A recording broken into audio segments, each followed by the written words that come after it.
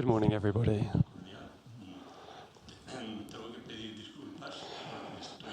I'd like to apologize. I have a bit of a cold. I've got a bit of a sore throat and a cough, so I'm sorry about that.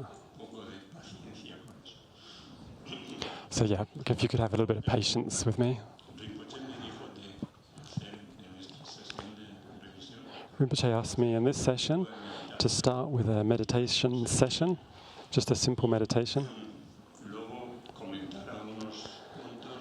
And then later I'll mention a few points of yesterday's teachings.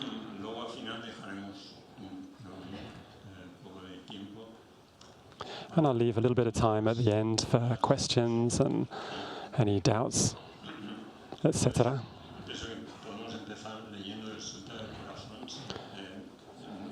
So we're going to start reading the Heart Sutra. If you've got the text, please turn to that page. And those who haven't got text, just listen with attention.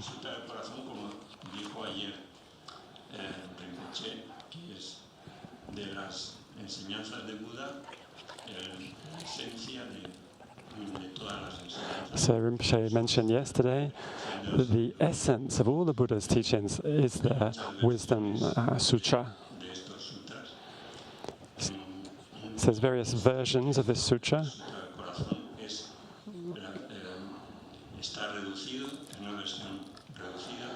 And this version is an abbreviated version.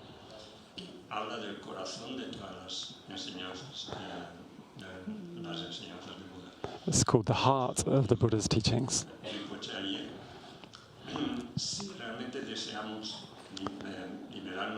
Rinpoche said yesterday, if we really wish to free ourselves from suffering, if we really wish to free others from suffering, we need to eliminate the cause of suffering.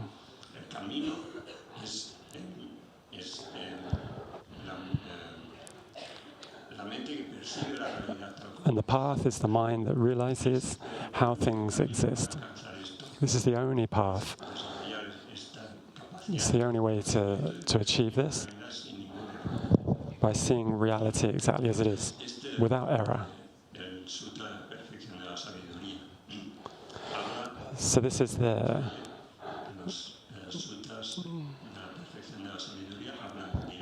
heart of the Perfection of Wisdom Sutra. And it explains emptiness, the reality of how all things exist. And indirectly, the sutra also teaches us the stages of the path and the different realizations of the path.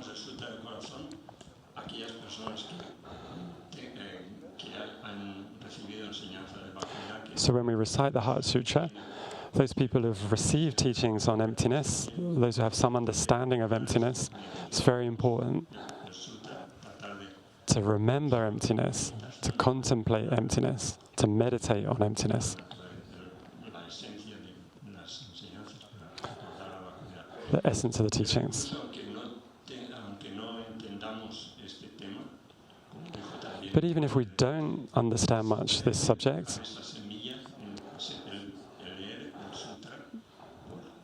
then even just leaving an imprint on the mind by reciting the words,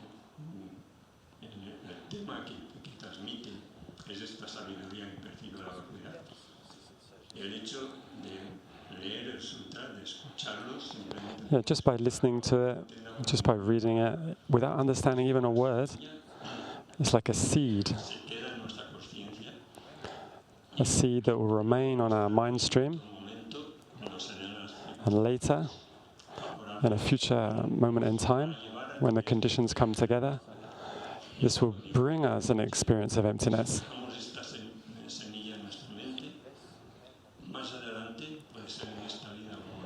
So Rinpoche said yesterday, if we leave this seed in our mind, then at some stage in the future, apparently without any effort, we will have an experience, a perfect experience of the ultimate nature of reality.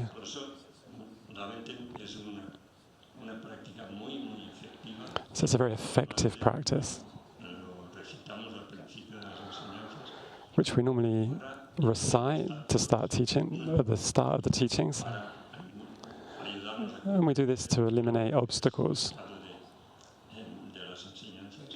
and to help us realize the meaning of the teachings. It's very powerful. Just reading the sutra is an effective Dharma practice, even without understanding the meaning.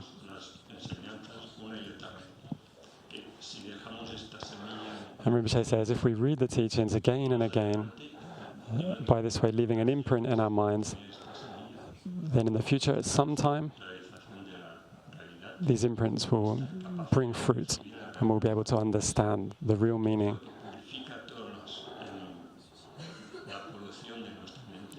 And this will definitely purify our minds, purify our obscurations, and help us to reach enlightenment. So let's begin by reading the Heart Sutra. Those who've got the text can read. Those who haven't, just listen. I prostrate to the Aya Triple Gem. Thus did I hear at one time the Bhagawan was dwelling on Masavulcha's mountain in Rahagriha, together with a great community of monks and a great community of bodhisattvas. At that time, the Bhagawan was absorbed in the concentration on the categories of phenomena called profound perception.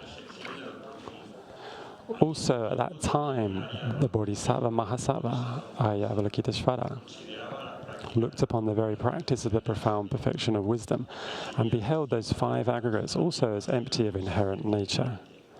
Then, through the power of Buddha, the Venerable Shariputra said this to the Bodhisattva Mahasattva, Aya Avalokiteshvara: how should any son of the lineage train who wishes to practice the activity of the profound perfection of wisdom?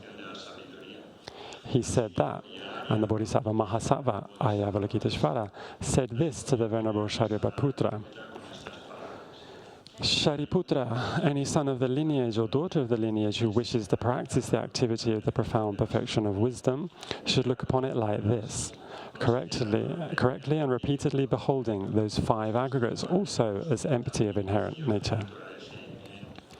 Form is empty, emptiness is form. Emptiness is not other than form. Form is also not other than emptiness. In the same way, feeling, discrimination, compositional factors, and consciousness are empty. Shariputra, likewise, all phenomena are emptiness, without characteristic, unproduced, unceased, stainless, not without stain, not deficient, not fulfilled. Shariputra, therefore, in emptiness there is no form, no feeling, no discrimination, no compositional factors, no consciousness, no eye, no ear, no nose, no tongue, no body, no mind, no visual form, no sound, no odour, no taste, no object of touch, and no phenomenon. There is no I element, and so on, up to and including no mind element, and no mental consciousness element. There is no ignorance, no extinction of ignorance, and so on, up to and including no aging and death, and no extinction of aging and death. Similarly, there is no suffering, origination, cessation, and path. There is no exalted wisdom, no attainment, and also no non-attainment. Shariputra, therefore, because there is no attainment, bodhisattvas rely on and dwell in the perfection of wisdom, the mind without obscuration and without fear. Having completely passed beyond error, they reach the end point of nirvana. All the Buddhas who dwell in the 3 times also manifestly completely awaken to unsurpassable, perfect, complete enlightenment in reliance on the perfection of wisdom. Therefore, the mantra of the perfection of wisdom, the mantra of great knowledge, the unsurpassed mantra, the mantra equal to the unequaled, the mantra that thoroughly pacifies all suffering, should be known as truth since it is not false.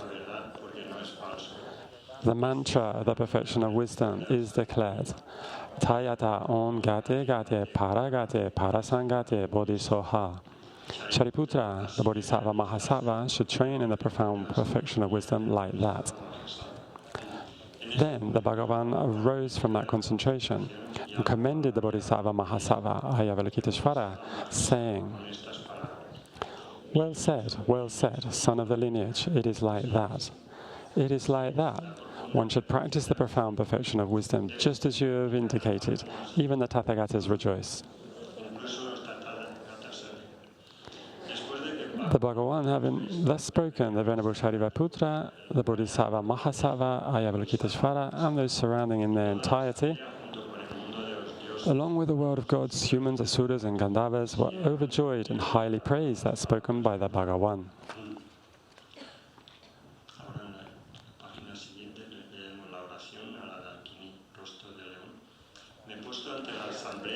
I prostrate to the gathering of Dakinis in the three chakras who abide in the holy yoga of using space. By your powers of clairvoyance and magical emanation, look after practitioners like a mother her child. Akasamara sasara saramaya pe, akasarama sarasamaya pe, akasamara sarasamaya pe, akasamara saramaya pe.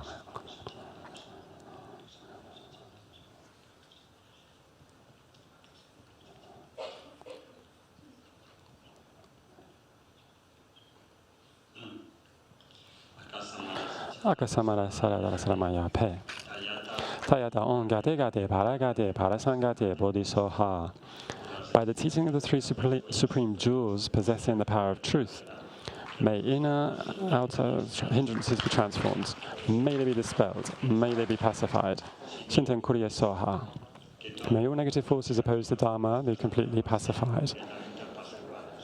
May the host of 80,000 obstacles be pacified.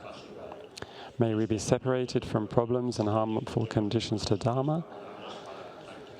May all enjoyments be in accord with the Dharma.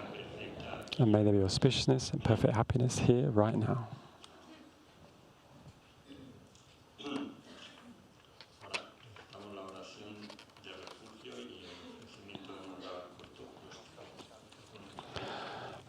We're going to recite refuge prayer and short mandala. Sangye chodong soke chonon la chanchu badu dani kyasu chi daki jin soki pe sonangi drola penche sangye ju pa sho chodong soke chonon la chanchu badu dani kyasu chi daki jin soki pe sonangi drola penche sangye ju pa sho chodong soke chonon la chanchu badu dani kyasu chi daki jin ne ki pe sonangi drola penche sangye ju pa sho Buke yo shia me to chang, ri ran lin ze nen de gen ba di. Sangye sin du me te ulwa gi, zhou gong nan dan shen ma zhou pa zhou. Yi dam guru rana mandala kam, ni ria da ya mi.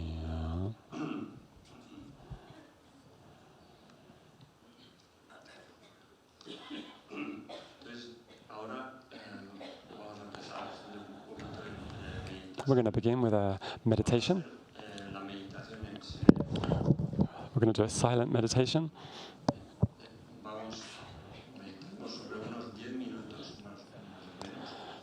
We'll do about 10 minutes, more or less. And we'll divide this 10-minute meditation in 3 parts. I'll sound the singing bowl every time.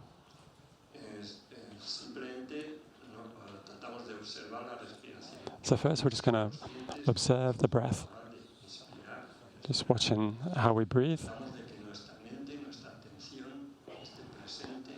And we try and remain mindful in the present moment, just observing that natural process, breathing. Present every time we breathe in, and present every time we breathe out.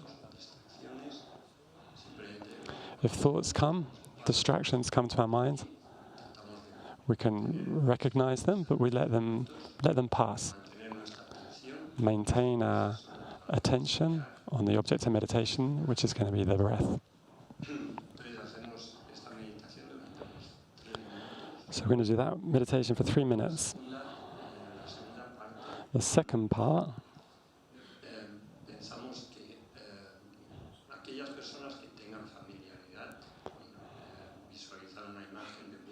Those who are familiar with visualizing an image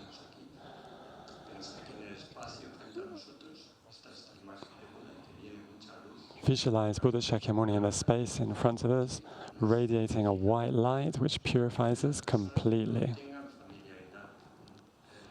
For those people who aren't familiar with this process, then just think that in the space there's a white light that comes down onto us, into us, and purifies us completely.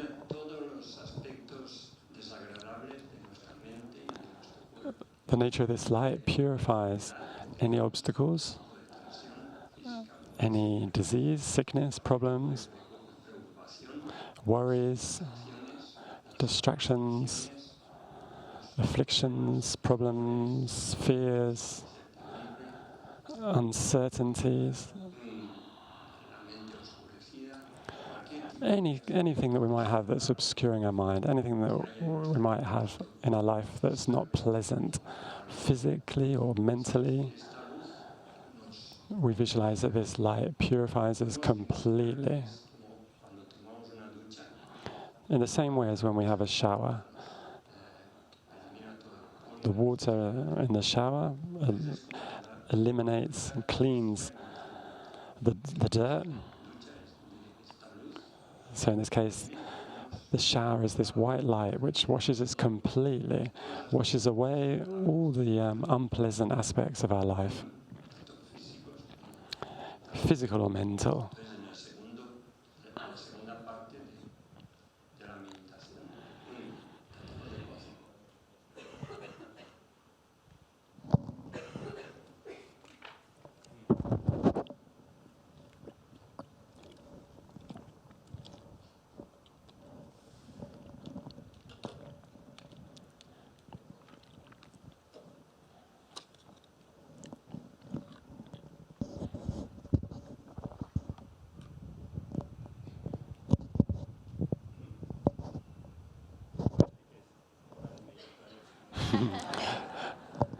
We lost the sound, so it would appear that it's time to meditate.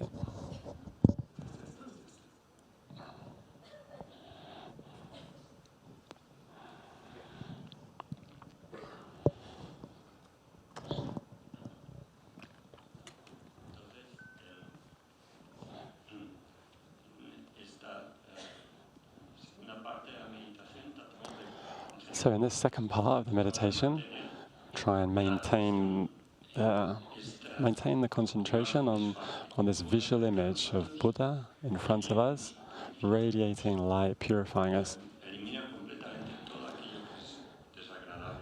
eliminating everything that's causing us suffering in our life, physical or mental. And the third part, another 3 minutes.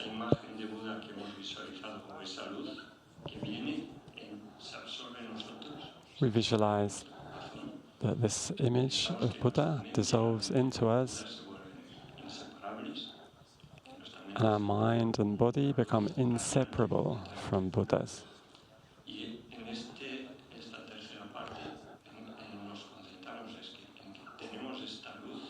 And then we visualize this light within us, in our heart, and we radiate it from us to others.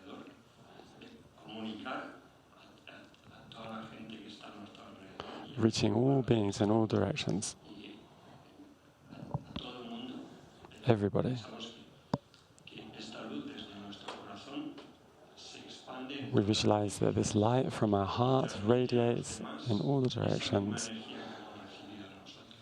and all sentient beings receive that same energy.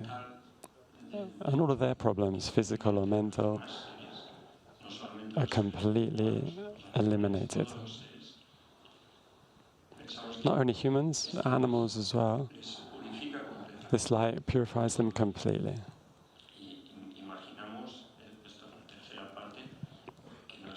So in the third part, we imagine this, and we can think of our heart like a pulsating light bulb, radiating this light to others.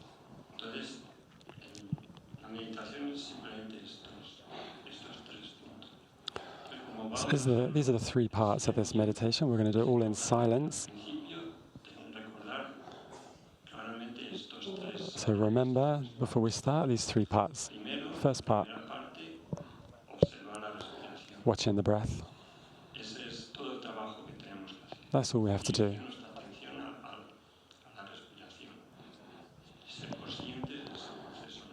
Be conscious of the natural breathing process. Then when you hear the singing bowl, we start the second part, which is visualizing Buddha in the space in front of us, radiating light, purifying us. And we can bring to mind all of our physical and mental problems. And imagine that all these problems, all this suffering is completely purified. So in the second part, all we have to do is to maintain that visualization of light entering us and purifying us completely.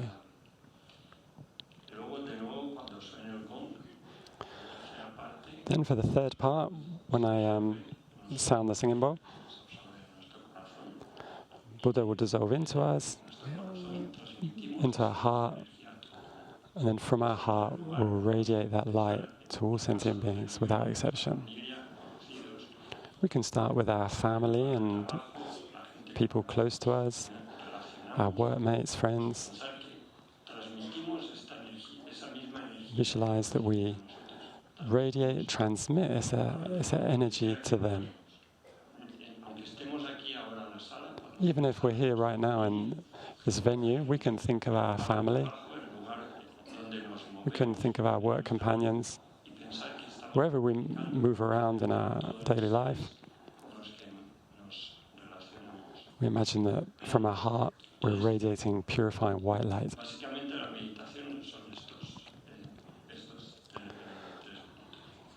These are the three basic points of the meditation.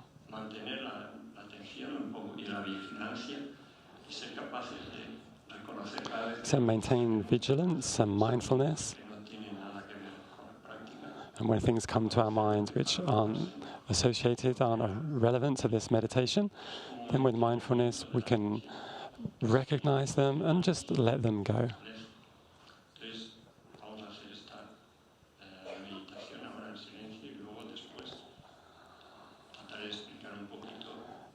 So let us begin this meditation now, and then afterwards I can explain a little bit more.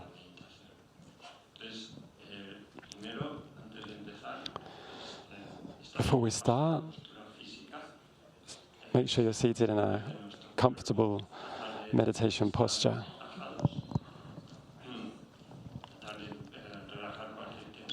Relax any tension that we might have in our body. And make sure our back is in a straight, upright posture.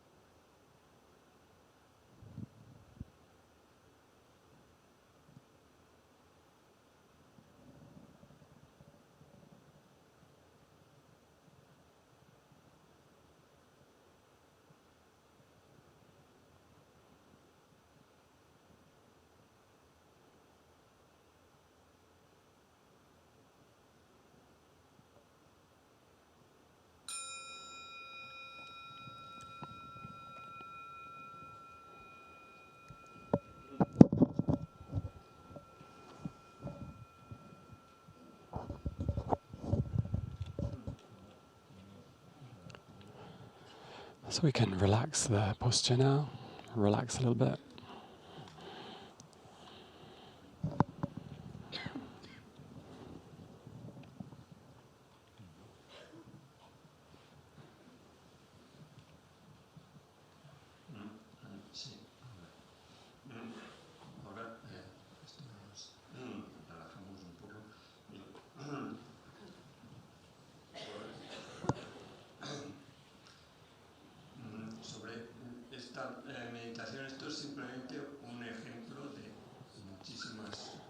So this meditation is simply an example of many practices there are.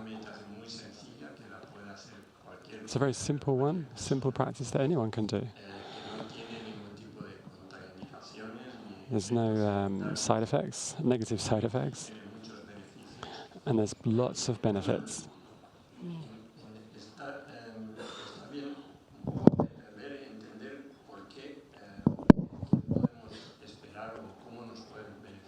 And it's good to understand how this can benefit us.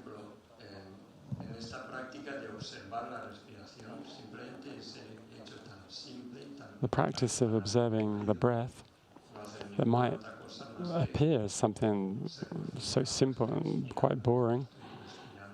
Now I'm breathing in, now I'm breathing out. Something very boring to do, but it's something that can benefit us immensely. And if we contemplate it,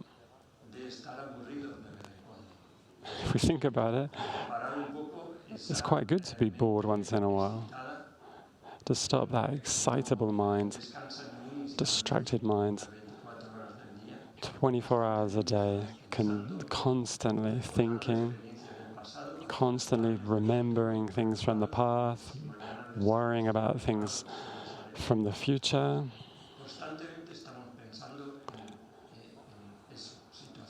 We're constantly worrying about situations that aren't relevant to the present, that aren't related to the here and now, what we're doing in the present moment.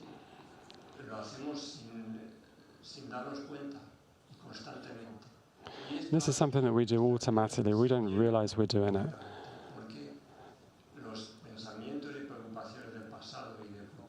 And this is something in our life which distracts us. The past thoughts of the past, worries of the future, really aren't relevant to the present moment. We're trapped in these fears, and we waste our life.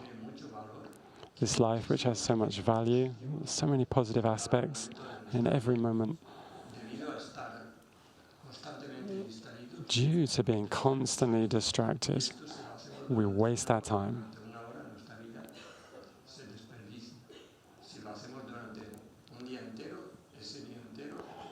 So if we let our mind remain like this for 1 hour, we've lost that hour.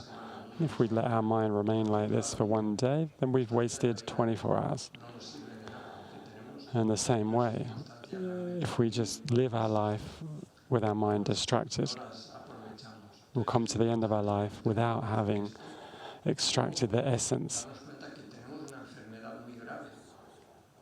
So here we need to realize we're sick. This is an illness we have. It's the sickness of not controlling our thoughts. The sickness of having a mind trapped in thoughts, either worries of the future or memories of the past. This is a serious illness, worse than a terminal cancer. As Rinpoche said yesterday, really, cancer is nothing, has no importance compared to this. This illness, this habit of just leaving our mind to wander, distracted, following thoughts. It's the main cause, how we waste our time, waste our life.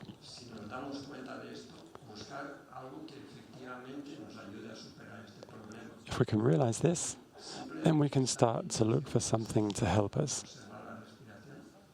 And this meditation, watching the breath, is the most effective method to resolve this problem, this illness we have. And as I mentioned, this is a medicine which has no side effects, only benefits. Even if it tastes a little bit boring, maybe, it might appear as something very simple, not very interesting. This meditation is something which can benefit us immensely if we put it into practice. And it's something we can all do. Just become aware of our breath.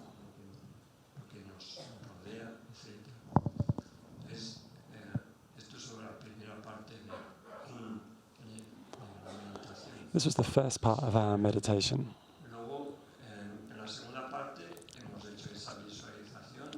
In the second part, we carried out the visualization of Buddha radiating light, and we bring to mind all the unpleasant aspects of our life, of our experience.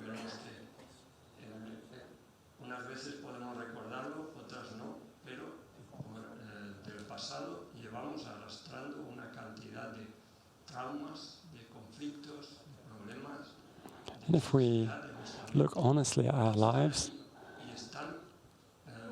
we're tied to many experiences that have gone. They've gone and they're in the past. But we remember them. We let our mind dwell on these experiences of suffering, of pain, these contaminated experiences.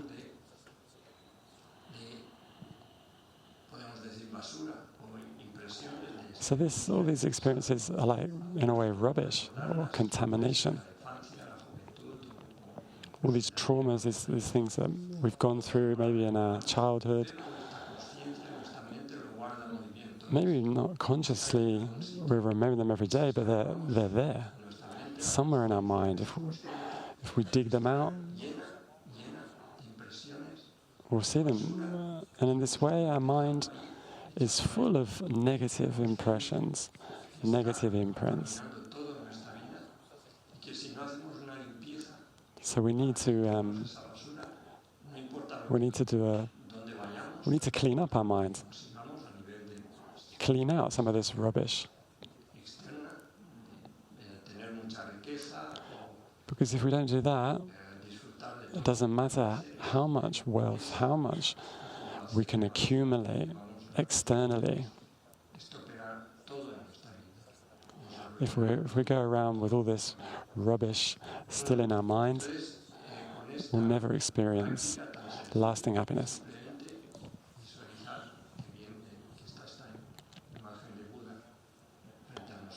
So it's a simple visualization, light entering us and purifying us.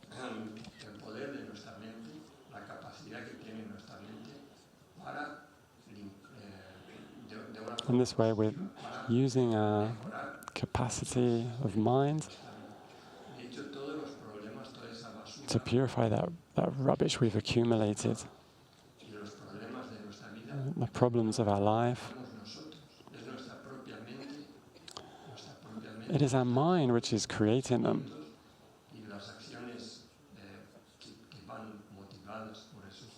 Our attitudes, our thoughts, the motivation behind our actions.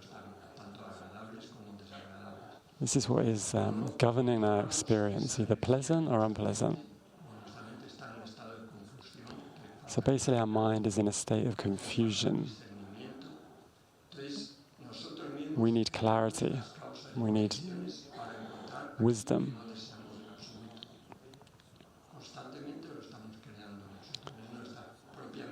And if we're honest, what we're doing continuously is creating suffering. We're fabricating our own problems.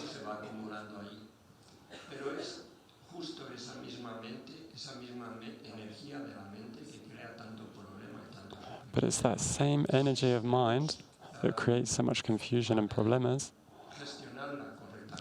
If we know how to use that mind, that energy, that same energy can be the solution to our problems, can lead us to obtain everything that we wish for. There's nothing we can't achieve if we put our mind to it.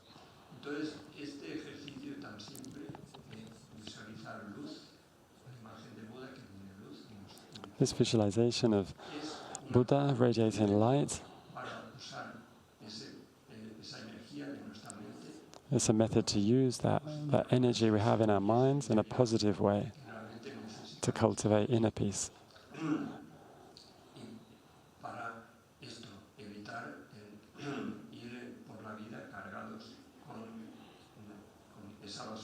And to avoid going through life loaded with all that rubbish.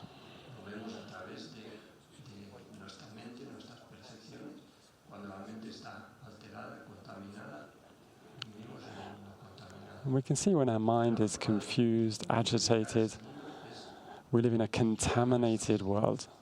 So to purify our experience, purify our world, this is the method. This simple meditation is the method, the effective method, which has been practiced throughout centuries. Many people have practiced this. And it's a perfect practice, without any negative side effects. Anyone can do it.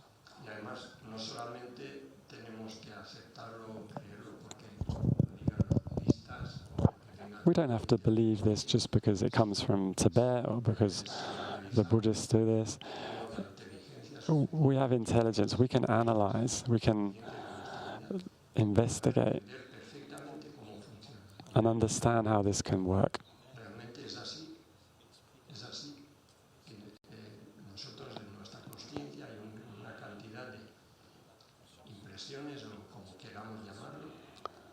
In our mind and our consciousness, there are imprints there which are contaminating us, contaminating our life. So with this method, we can purify and clean away all these negative, unpleasant imprints. So that was briefly explaining the second part of the meditation. We could talk a lot more about this part. It's not just a psychological exercise. This is Buddha energy that is there in the space. Buddha was a being just like us. He practiced the spiritual path and achieved enlightenment. And that energy is there. Other beings have also achieved enlightenment, and that energy is there, it's out there. So we can connect to this energy, can receive it, we can breathe it. And in this part we receive all the blessings. It's like opening the window to receive that positive energy.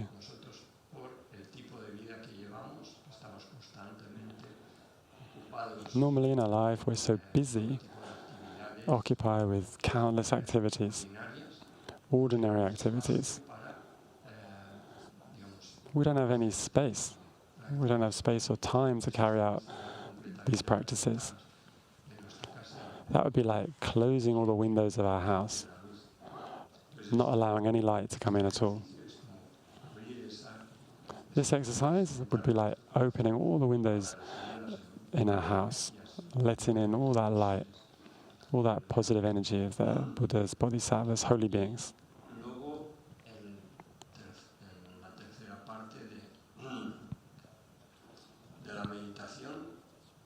The third part of the meditation, we visualize the light absorbing into us and then from our heart radiating out to others.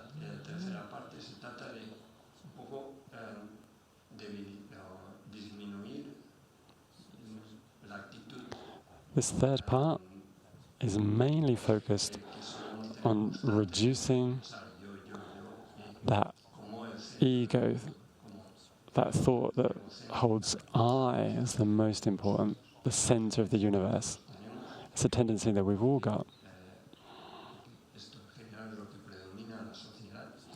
This attitude dominates our society, dominates the world.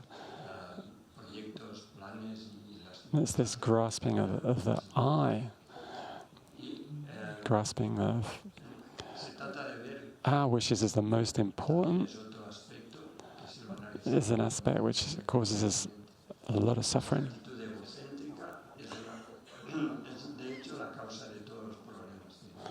In fact, it's the cause of all of our problems. The self-cherishing thought.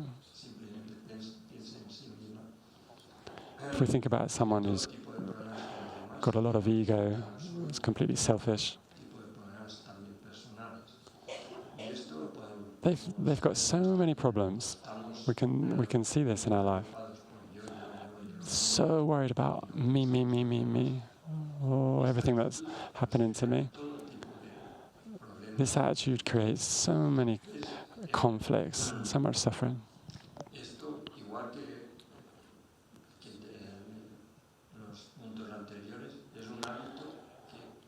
So this, as before, is another habit. It's another habit we have that just happens automatically.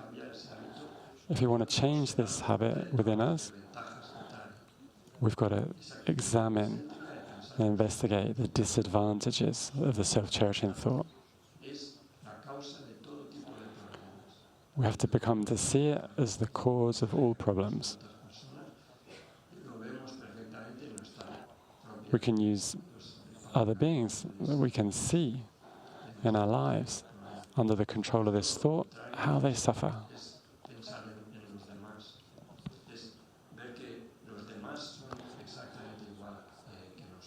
The opposite of this self-cherishing thought is to be concerned of the welfare of others.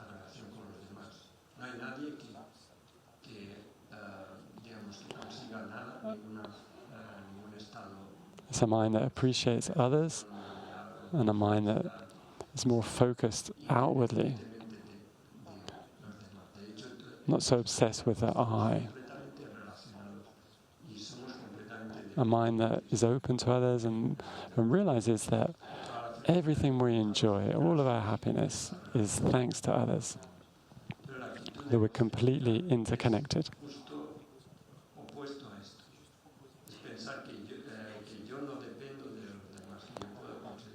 So the self-cherishing thought, the complete opposite, believes that I'm the most important and my happiness doesn't depend on others.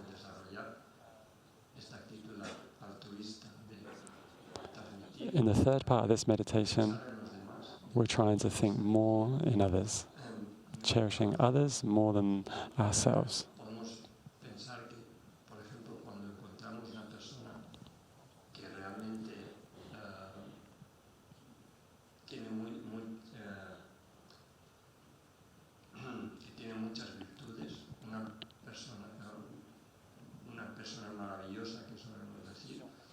So when we come across a really good person, fantastic person, we know how it feels. We want to be near to that person. That person who radiates a good heart makes us feel good. We feel attracted to them. So we can be this person for others.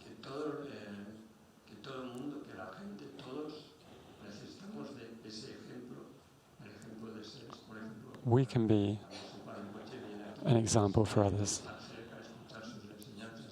Lama Zopa Rinpoche, just to be near Lama Zopa Rinpoche, just to hear his advice, benefits us amazingly. So here we can think that we can become the inspiration for others in the same way Lama Zopa is for us.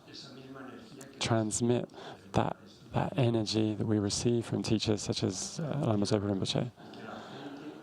transmit that same energy to others.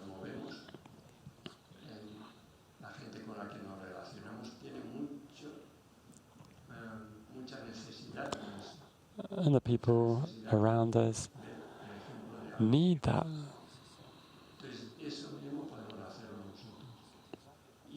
They desperately need that energy.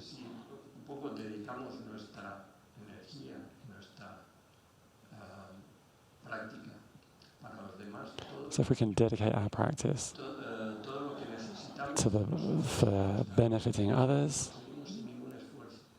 everything that we wish to achieve, we will achieve without effort. On the other hand, if we completely focus only on ourselves, following that self-cherishing thought, we won't achieve any of our goals, our aims.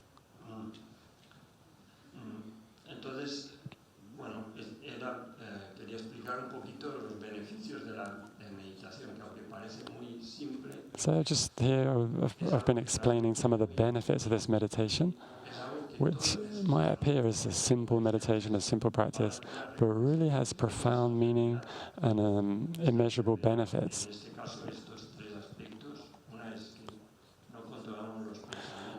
And this meditation works on those three aspects. The distracted mind that causes us to waste our life,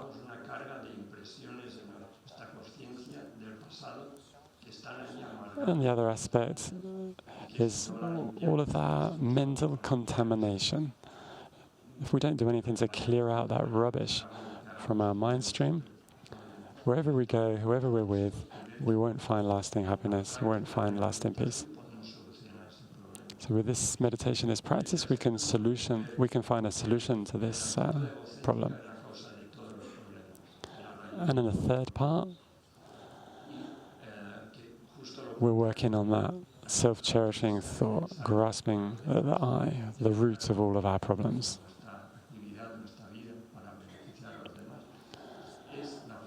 And focusing on the opposite, the thought that cherishing others is now the most important. And this is the root of all happiness.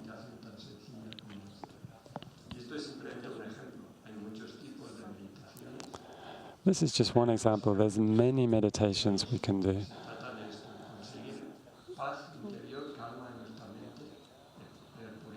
But the goal is to achieve that inner peace, inner happiness we wish for, and to develop our potential to be able to benefit others.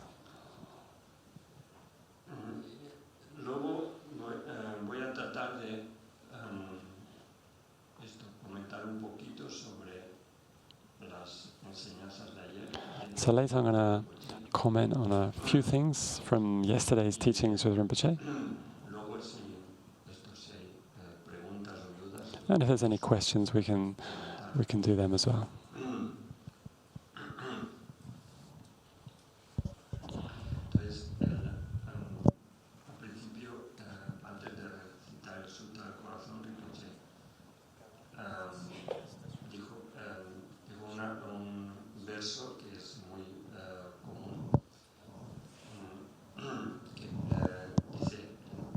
So before reciting the Heart Sutra, yesterday Rinpoche mentioned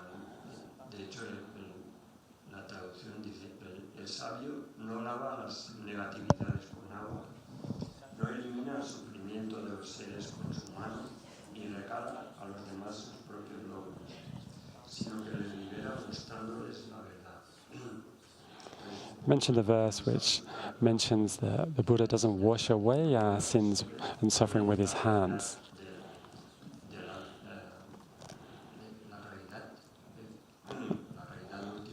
And reminded us of the importance of generating wisdom. Wisdom that understands the ultimate nature of reality.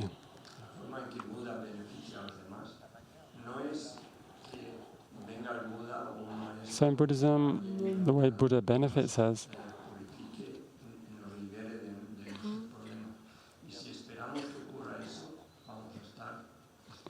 isn't just by coming along and magically clearing away our problems, our suffering.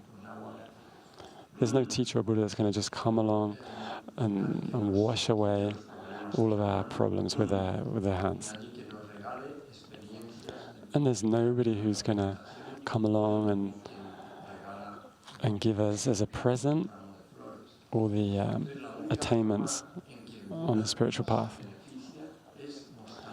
The way Buddha benefits us is by explaining the path, explaining the method of how we can achieve that same experience as Buddha.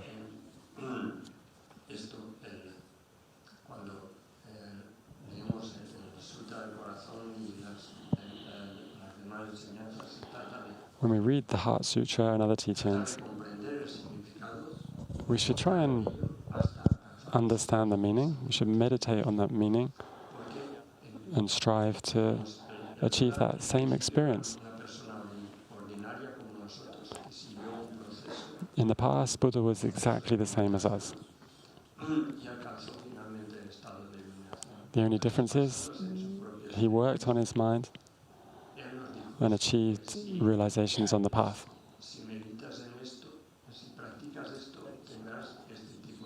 So Buddha says, if you practice this, if you meditate on this, you will have these experiences. If you avoid this, if you avoid these actions, you will avoid these consequences, you will avoid these negative experiences. Buddha benefits us by helping us understand the meaning of the teachings, and only by putting them into practice can we achieve realizations.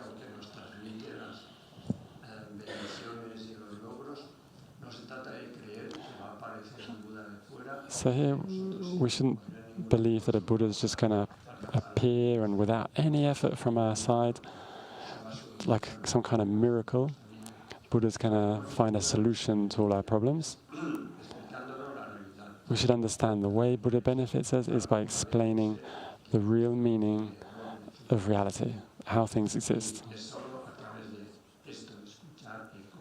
And only through listening to the teachings, reflecting on the teachings, and practicing the teachings, we can achieve that state.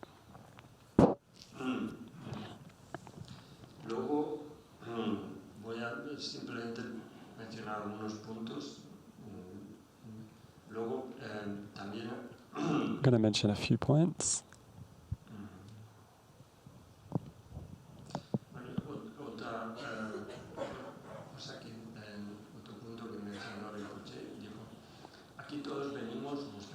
Something Rinpoche mentioned yesterday was that we're all here looking for happiness.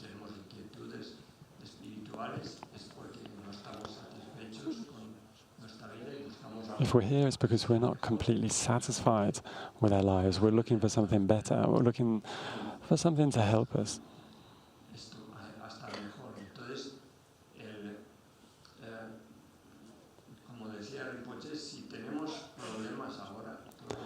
Rinpoche said, if we experience problems now, if we experience problems today, it's because yesterday we didn't find a solution.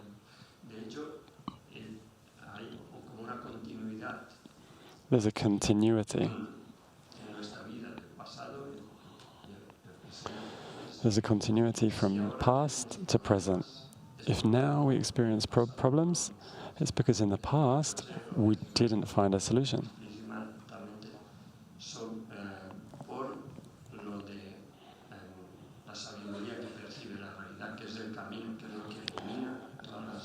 The way to cut suffering, the way to find a solution to our problems is with this wisdom that realizes emptiness, explained to us in the Heart Sutra. So if today we're experiencing problems, suffering, it's because in the past we haven't cut with that suffering. If we have problems this year, it's because last year we didn't do anything. And if we had problems last year, it's because the year before we didn't find a solution. So there's a continuity.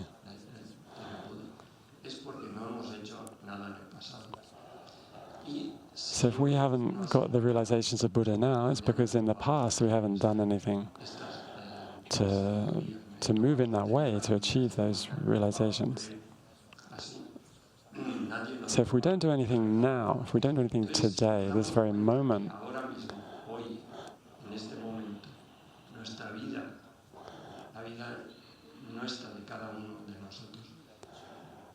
if we can become aware that now, today, here, this very moment, we have all the necessary conditions to achieve that enlightened state, to understand the teachings, to put them into practice, and to obtain realizations.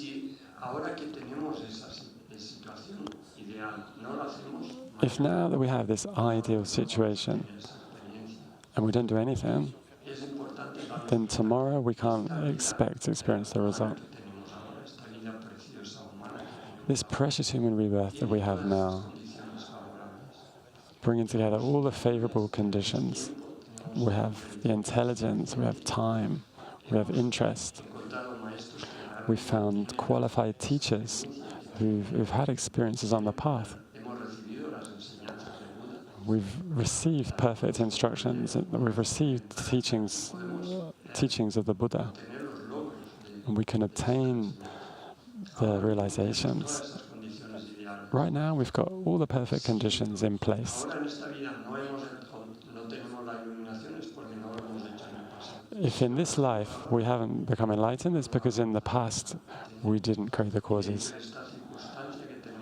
So in the future, if we want to be enlightened, we have to create the causes now.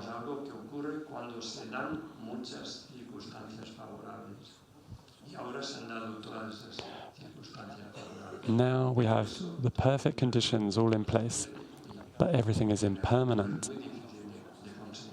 In the future, it's going to be very difficult to find these same conditions again. Rinpoche mentioned yesterday that it's so important to recognize the opportunity we have now and understand that if we don't make the best use of our time, if we don't practice now, then it's impossible to achieve our goal.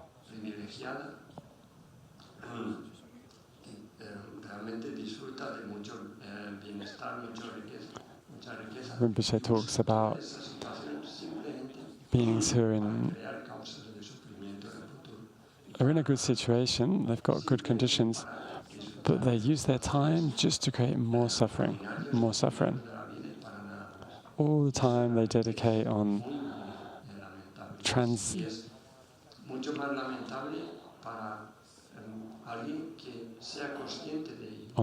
pleasures of this life.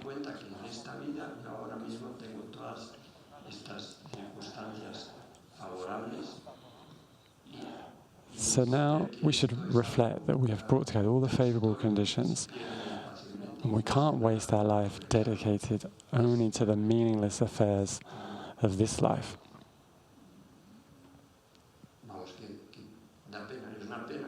It would be such a shame. It would be a tragedy if we let this opportunity go, if we wasted our time.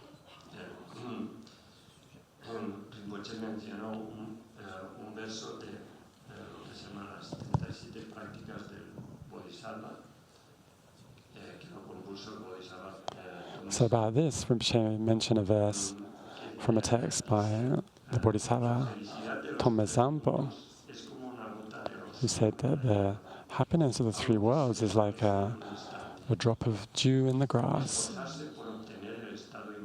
It's over in an instant. Striving for ultimate happiness is the practice of the Bodhisattva. So in the verse it says, the happiness of the three worlds. This refers to the realm of desire realm, the form realm and the formless realm. The desire realm is where we are, humans, animals, etc. The form realm is a superior state where the beings have less interest in sensory objects and they're more focused on lasting happiness, which doesn't depend on external objects, working on states of the mind, consciousness.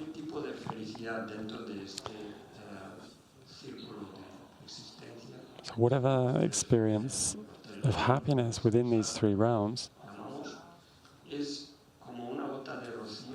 is like a drop of dew in the grass, which can disappear anytime.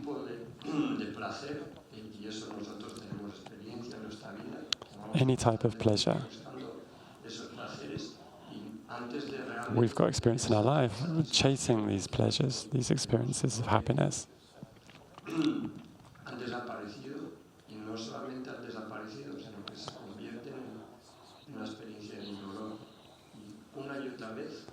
These experiences we chase, they appear and then disappear.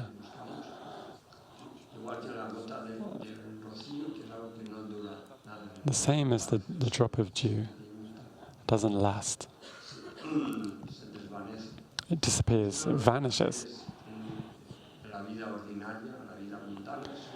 So these mundane pleasures is like that. And any contaminated happiness, fame, wealth, good reputation, like a drop of dew, it's going to disappear. So to dedicate all of our time, all of our energy in pursuit of temporary happiness, temporary pleasures,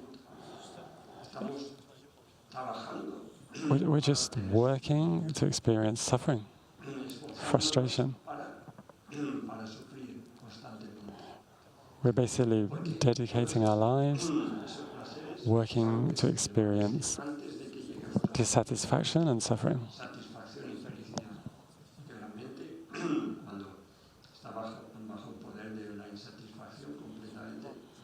When our mind is under the control of the dissatisfied mind, we can't find happiness.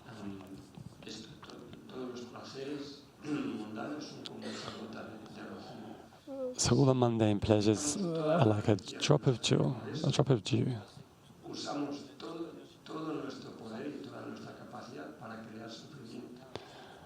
And if we chase these temporary pleasures, we're just creating causes for future suffering. It's something very sad.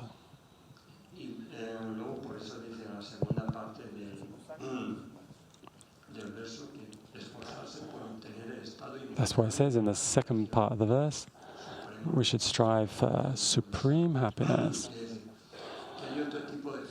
the practice of the Bodhisattva.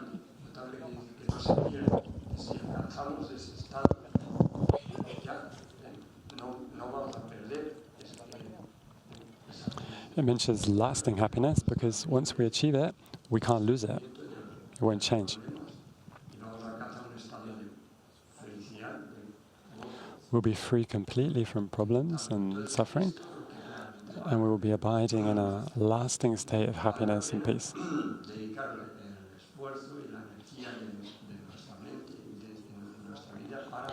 So it's very worthwhile to dedicate energy, dedicate time in our life to go in this direction, to strive for this experience.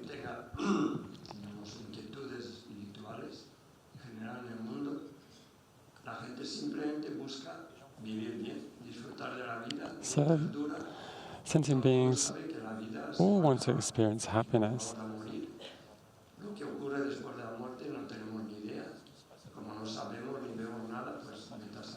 We dedicate our lives in pursuit of this happiness, but at some stage this life's going to end. We're going to have to leave this life. So normal beings will take the attitude that you have to enjoy your life while you can. This is the normal attitude to have.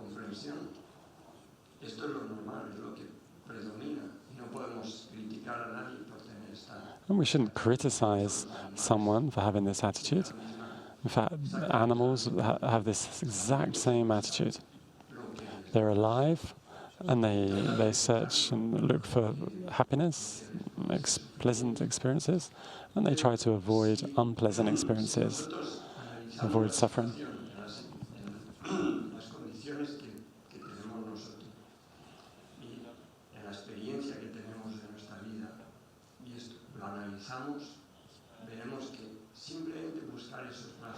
But now, with our human intelligence, if we examine our lives, we can see that chasing temporary happiness is like drinking salty water. It's just going to lead to more dissatisfaction. An intelligent person,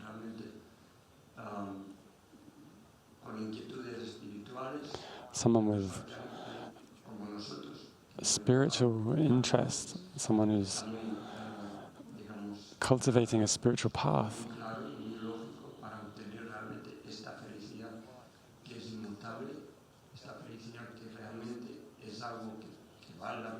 then it's really worthwhile trying to achieve a lasting state of happiness.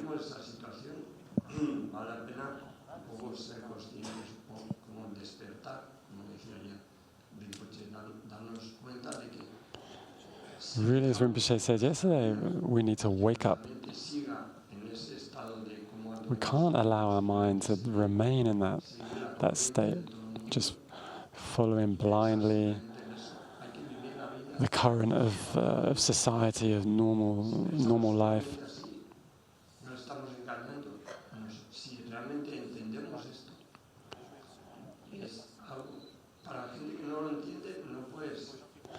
Now, if we understand this point, then we need to act. But we shouldn't criticize others that aren't conscious of this.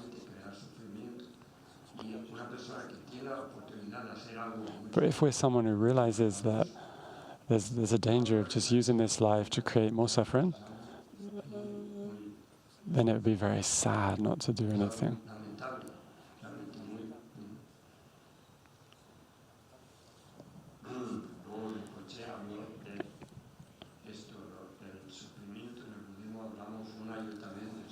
And then also Rinpoche mentioned that in Buddhism we talk a lot about suffering, different types of suffering.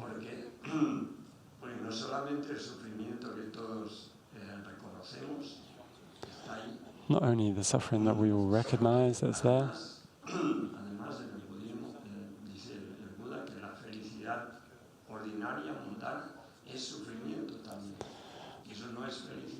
but also Buddha would say that what we ordinarily call happiness is in fact suffering,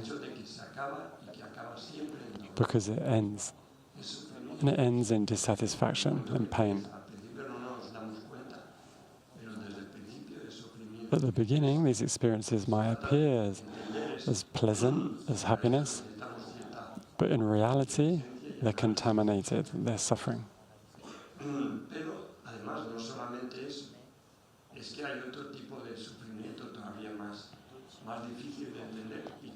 But not only that, there's another type of suffering which is a lot more difficult to understand, but it's something that we really need to strive to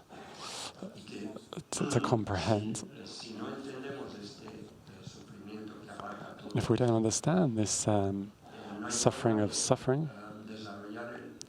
if we don't understand that all-pervasive suffering, then we won't be able to free ourselves. We won't be able to become liberated from suffering.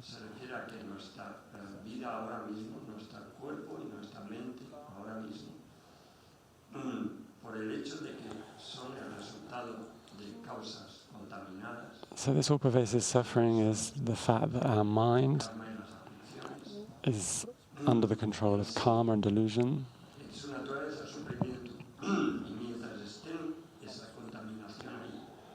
And whilst that contamination is there in our mind, then there's no way we can escape suffering. We need to recognize this. If we want to cut with suffering completely, not just reduce it temporarily, if we want to eradicate it, then we need to understand how this all-pervasive suffering traps us.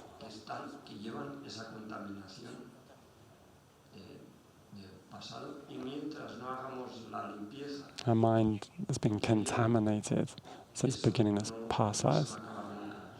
So until we clean it, until we purify it, we'll remain trapped in suffering.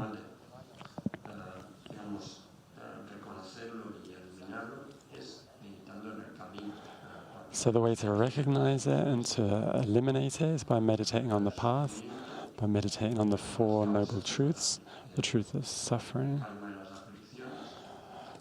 the truth of the cessation,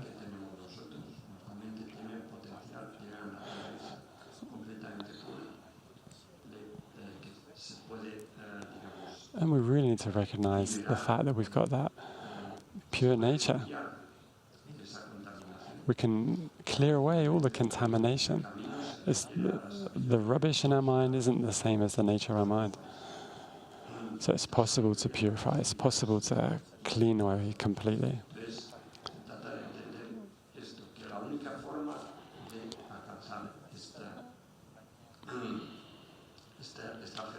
The only way to achieve this lasting happiness, immutable happiness, as mentioned in the verse, is by eliminating the impurities of our mind. The method, realizing the nature of reality. When we start to study and meditate on emptiness, it appears something very difficult or very complicated.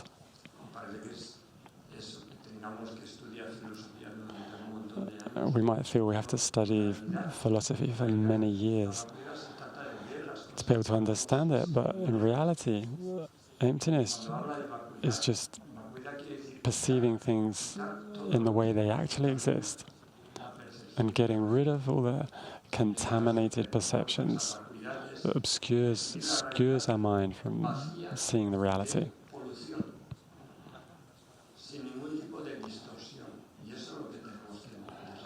We want to achieve the state of a mind empty of pollution, empty of contaminated imprints.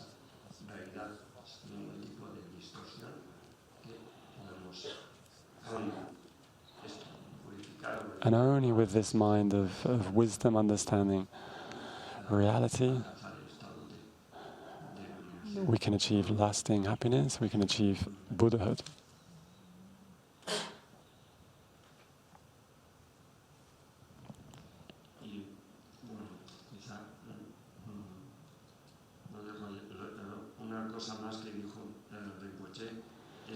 One more thing Rinpoche said.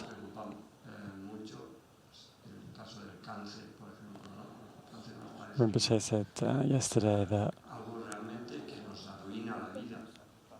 we have the idea that cancer is something that completely destroys our lives. We have so much fear. But Rinpoche said cancer is nothing.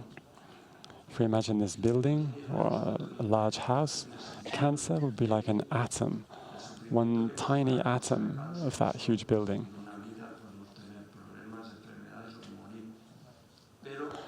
But if we put it into perspective, that cancer is nothing compared to the suffering that we create due to the ignorance in our mind. It's millions and millions and millions and millions of times worse. This ignorance that traps us in suffering is much worse than any negative or suffering experience we could have, any illness. This self-cherishing thought, grasping at the eye, is a lot worse than cancer. This is what we should be trying to eradicate. And letting this opportunity go by, not doing anything to eradicate it, is something very sad. When Rinpoche says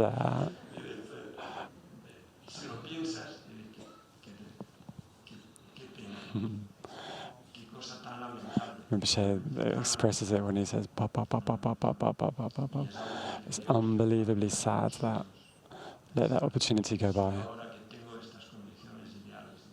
Now I have the perfect conditions. Now I've got all these opportunities to practice, to develop my mind. Just let this go by without doing anything. It's so sad.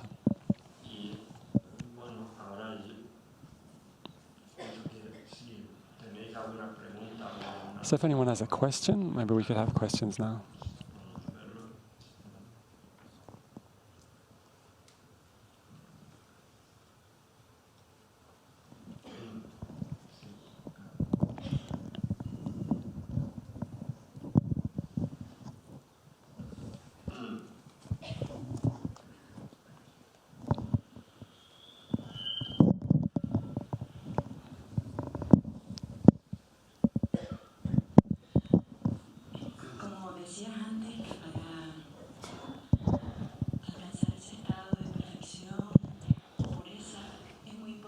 So the question is before you were saying to achieve this lasting state of happiness, state of perfection,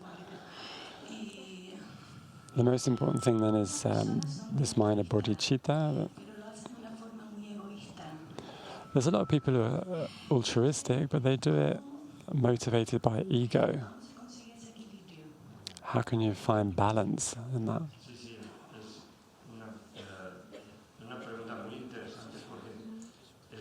Yeah, it's an interesting question. It's true.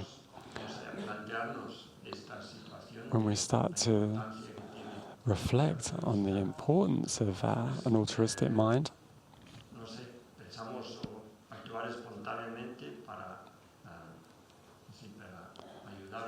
to act spontaneously to benefit others,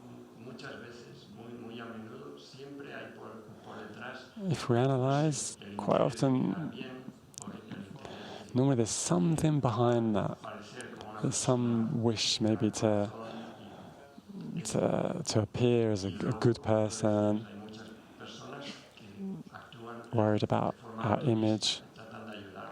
And as you mentioned, there's many people who externally, outwardly, act very altruist. They act altruistically, but behind there's a self-cherishing thought, an ego who wants to maybe have a good reputation.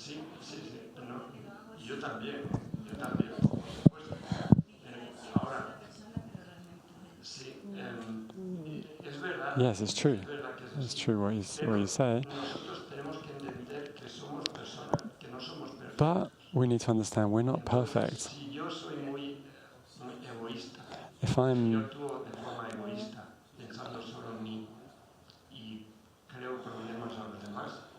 have a lot of self-cherishing, I'm just thinking always in me, and I become a little bit less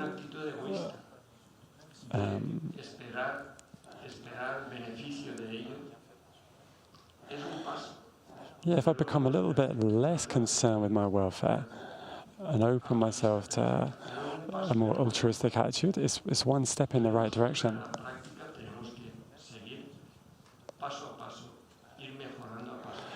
So in our practice, we need to progress step by step.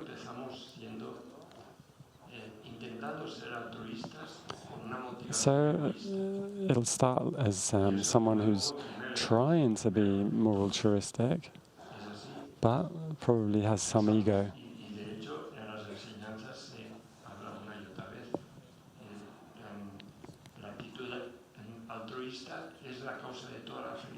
The altruistic attitude is the source of all happiness. As I want to be happy, well, I'm going to be altruistic. So that is, and there is ego there, there's self-interest there.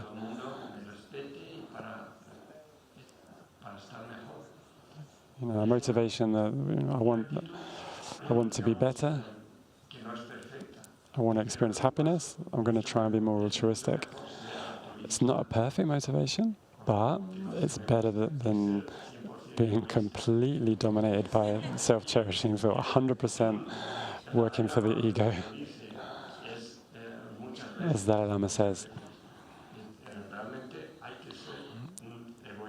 you have to be intelligently selfish. If you really want to be selfish, then be intelligently selfish and work and benefit for others. So that would be like an intelligent way to use ego.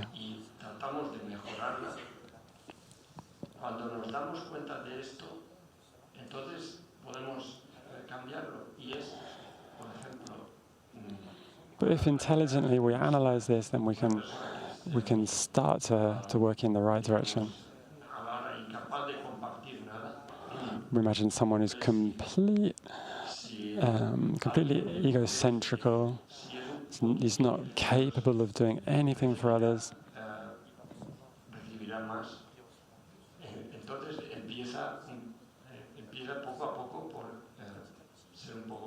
That person may be motivated by having a good reputation. Maybe he'll start working for others. He'll start practicing generosity.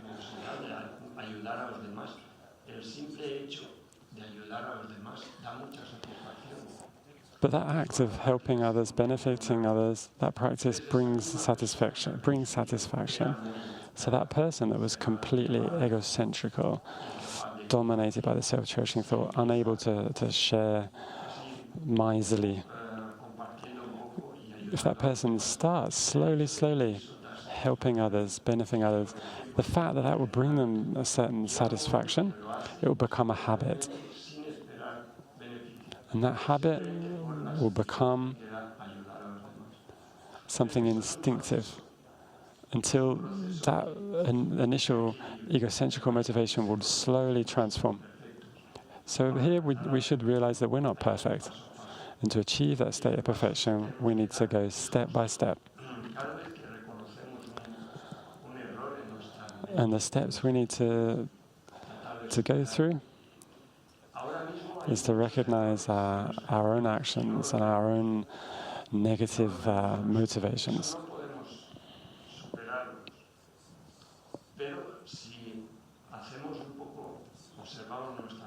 And if we observe our mind, observe our motivation,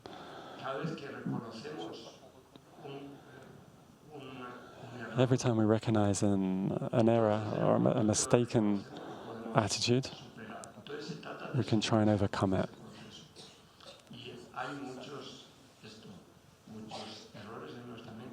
So there's a lot of errors, a lot of faults in our minds which we don't recognize. So if we start working with the faults within our mind that we do recognize, then slowly we can start to recognize the more subtle ones and cleaning them as well. Cleaning, purifying things that aren't working in our mind, or not working correctly. The teaching is like a mirror, perfect mirror, which helps us to see our face and the stains.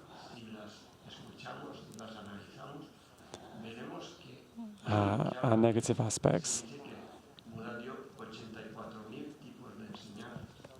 So Buddha gave 84,000 teachings. For 84,000 afflictions or delusions, defects that we have in our mind.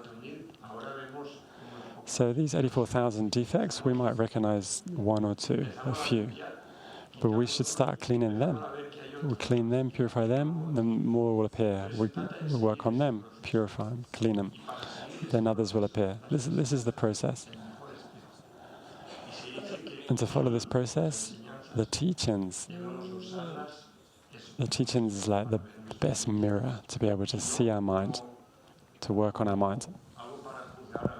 And not something to use to judge others, which is an attitude which we often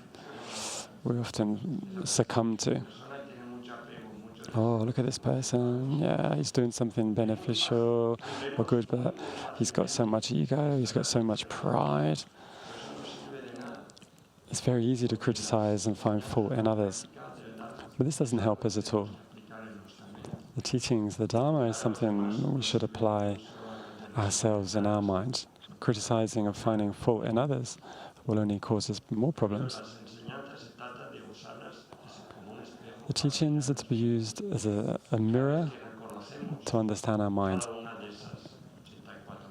And every time we recognize one of those 84,000 defects,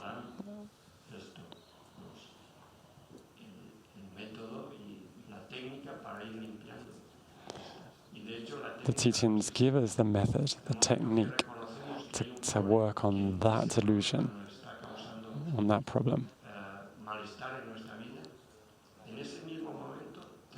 In the moment we realize there's a problem in our mind, in that very moment that we recognize something which isn't quite right, which is causing us, to lose our inner peace, that same mind has the energy, the capacity to clean that, to eliminate that problem.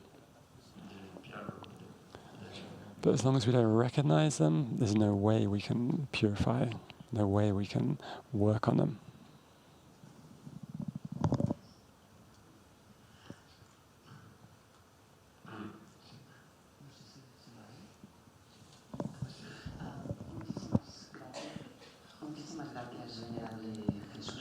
Thanks ever so much, Venerable Jesús, for sharing your wisdom with us. My question, maybe it's not the correct question. Excuse me if it's the case. When you talk about wisdom that understands the reality just as it is,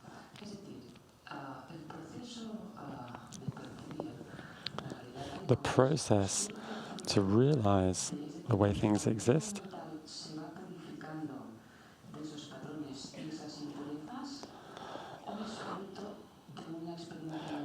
is it fruit of purifying our mind, or is it because of having the clean, clear nature of mind?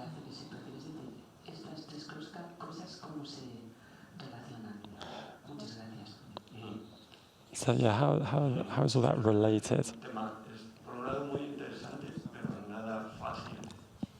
So it's an interesting topic, but not an easy one. They say that the nature of all sentient beings is pure, which is what we call the clear light. There's a lot of different terms for it, but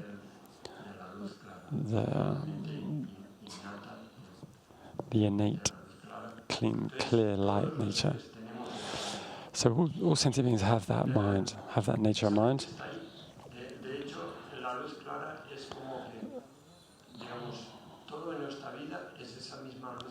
Everything in our life is of that nature, clear light. That clear light nature manifests in everything in our lives. And it's there since beginningless time, and it's there now. But we see it distorted. We don't recognize that purity.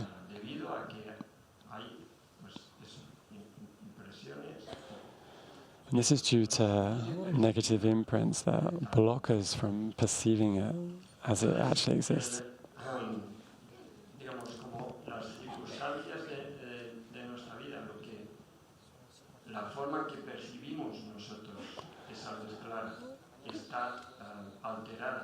So the way we perceive that clear light nature is kind of stained. It's distorted. And when those impurities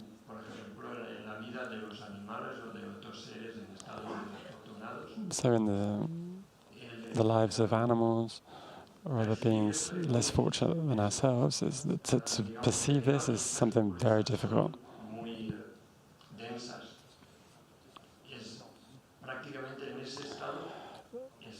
The negative imprints on their minds makes it very difficult to perceive this ultimate nature.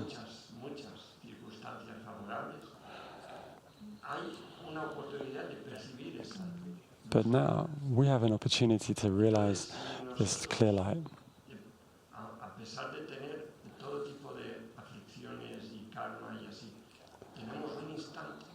Besides having delusions, negative karma, and negative imprints, we still have the opportunity within us to recognize this clean, clear nature.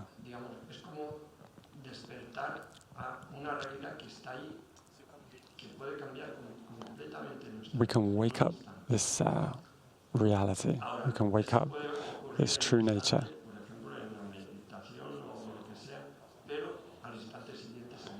We could experience it in an instant, in a meditation, for example, but it can disappear again in an instant because we're here trapped in a contaminated body, and we've got a contaminated mind with that strong self-cherishing, strong grasping at the I, which we identify as the body, which is a body contaminated by karma and delusion, and the mind, which is confused and also contaminated.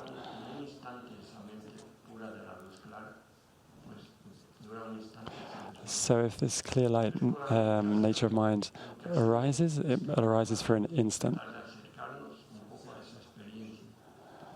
So the method would be to try and make it a habit to experience that clean, clear nature, to calm the mind, to disperse those distracted thoughts.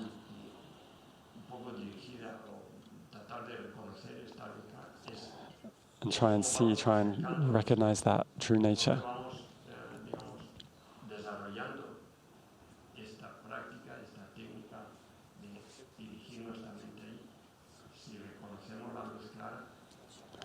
So if we practice to recognize, to identify that nature, clean, clear nature,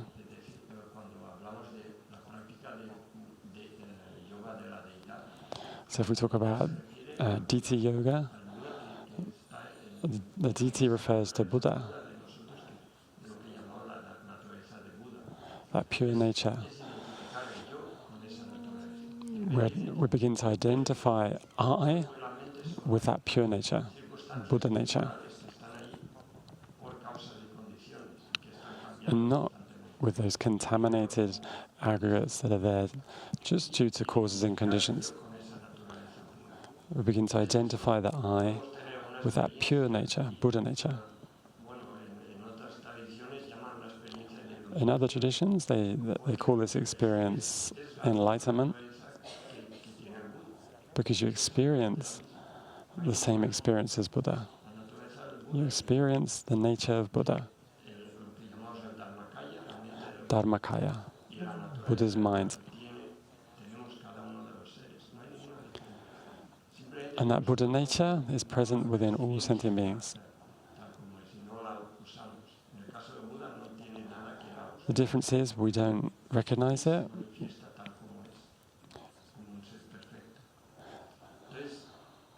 And a Buddha has manifested that aspect.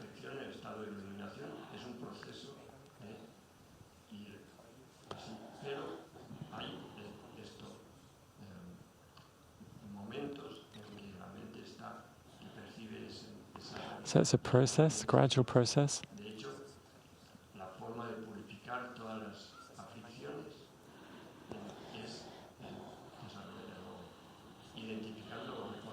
The way to purify all of our obscurations is by recognizing this nature, clean, clear light nature.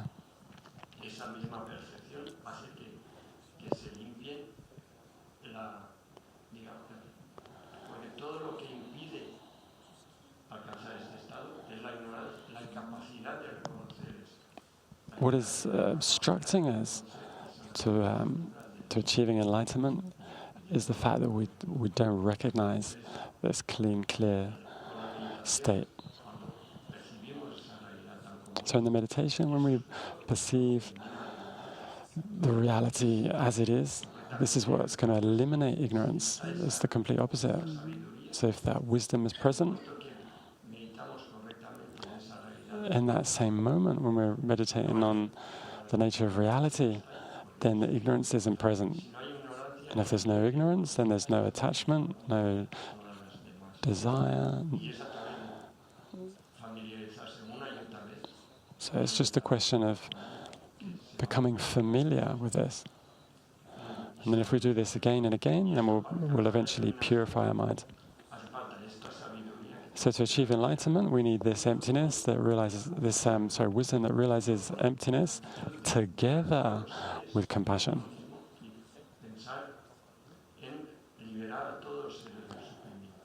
The thought that wants to liberate others from their suffering as well.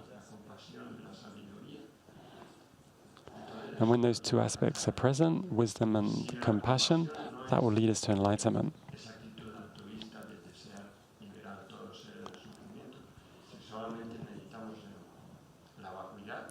If we don't have compassion, if we don't have that wish to free others from their suffering, if we only have wisdom, we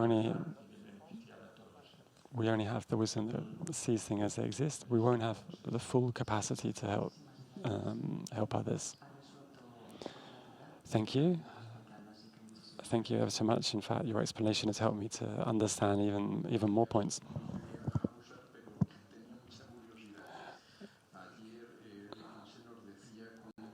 So I'm very curious. Yesterday, Rinpoche said that everybody here is looking for happiness and nobody here wants to suffer. Of course. My understanding of happiness is, a state that isn't suffering.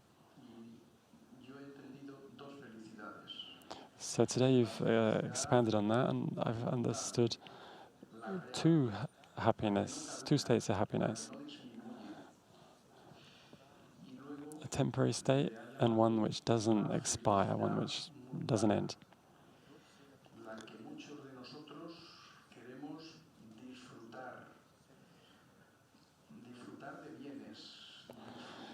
And so the mundane happiness, enjoying material objects, enjoying money, power, fame.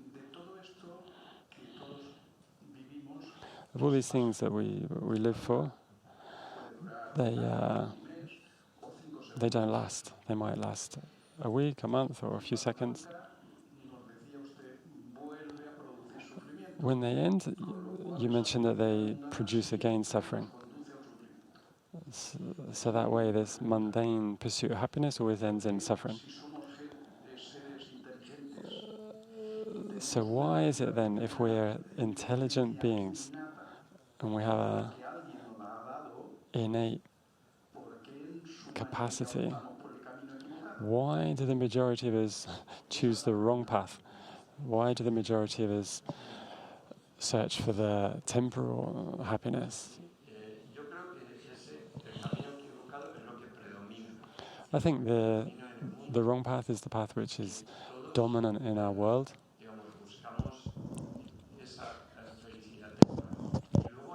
All of us are looking for that temporary happiness. Now, in Buddhism, that temporary happiness is considered as suffering because it ends in pain and frustration. But it's important to obtain that temporary happiness until we can achieve the ultimate state. Because we need certain conditions in our life. We need material resources, we need time, we need sufficient intelligence, etc.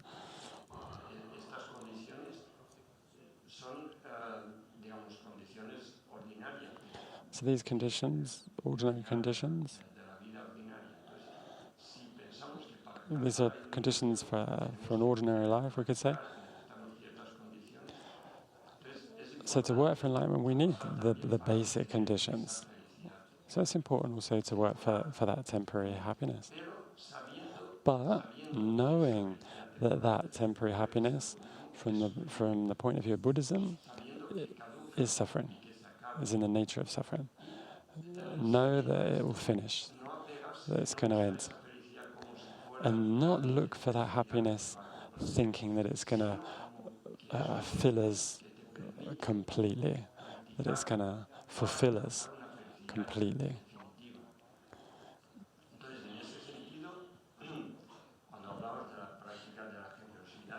It's not going to be able to give us lasting happiness.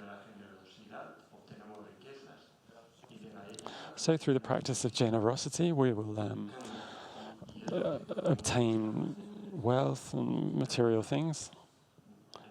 That's what everyone's looking for in life, to obtain wealth, gifts, material things.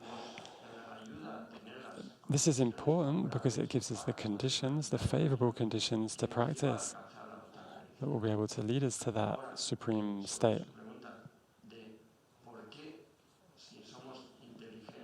Now your question, why, if we're intelligent and we have these favorable conditions, why are we so attached to this temporary happiness?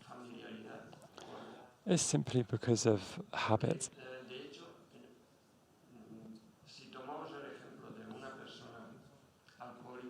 If we take the example of an alcoholic,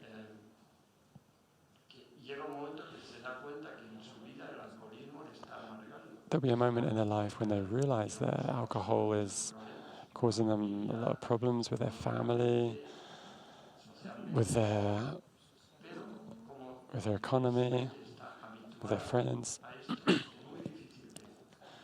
But due to habit, it's very difficult to stop. They need a lot of determination. So in our society, in general, we're all looking for this temporary happiness, just due to habit. We're familiar with that.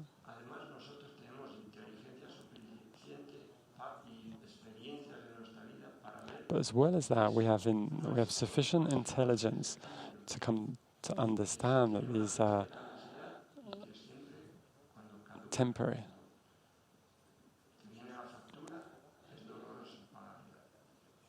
The bill arrives, it's painful to pay. If we understand that, we can realize that temporary happiness, temporary pleasure is never going to fulfill us completely. We know that if we follow that mind of desire, it's always going to end in suffering.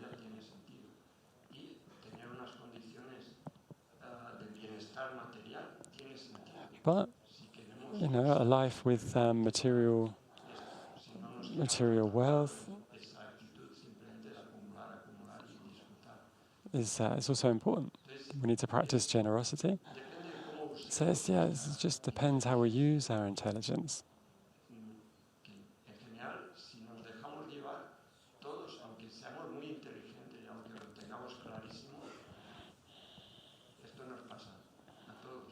This can happen to all of us, even if we have it clear. We're intelligent beings. We can see the difference, but just due to the habit, the social conditions, we fall into this trap.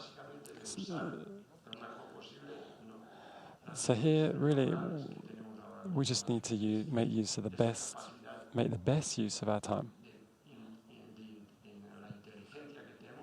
Use the intelligence, the experiences we have, and then use the wisdom of the teachings and the experience of beings like His Holiness Dalai Lama and Lama Zopa Rinpoche, and other teachers, other holy beings who are an example,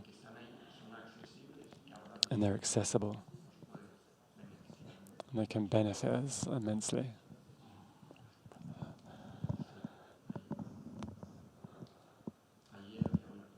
So there was a question over there.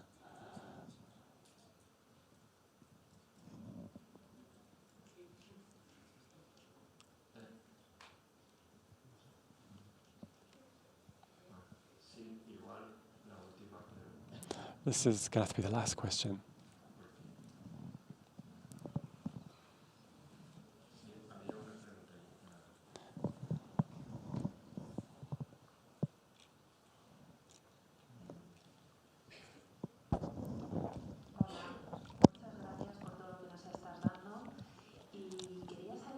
Hello, thanks for everything you're giving us.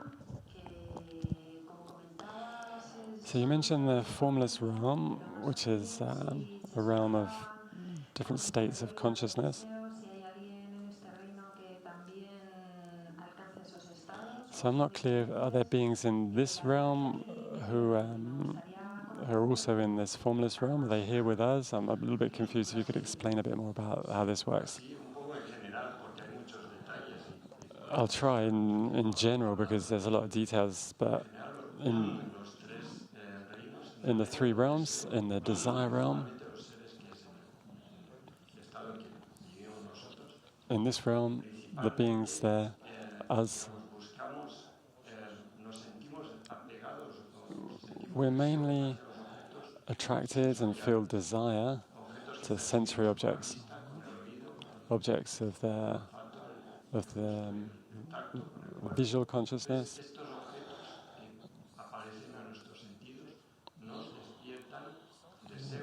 Yeah, objects of the six senses.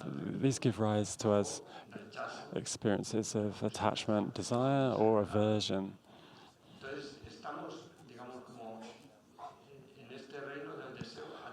In the desire realm, we're trapped in these objects of the senses. Objects of like people, places, bodies. The mind's mainly attached there.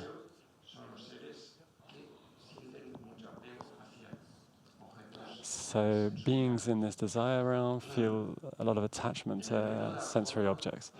In the form realm,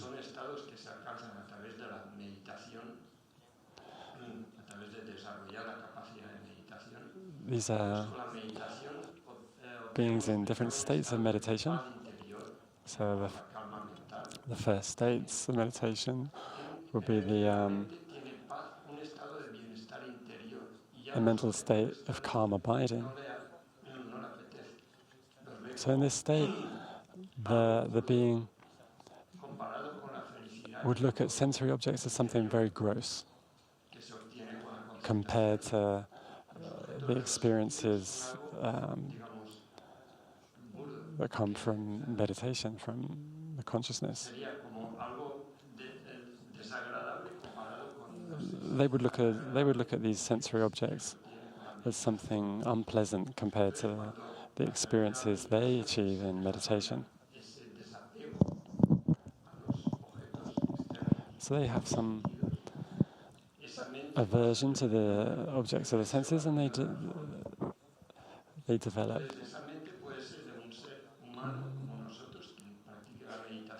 so they're more attracted to states of meditation and experiences of bliss.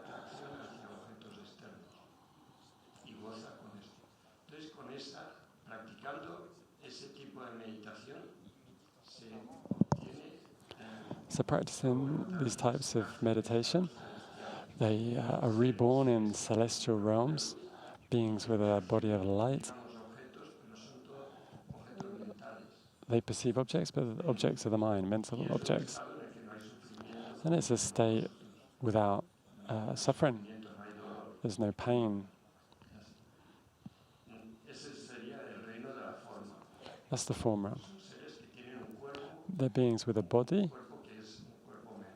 It's a mental body, a more subtle body, a body of light. And they enjoy objects. They perceive objects which they enjoy, but it's a mental state.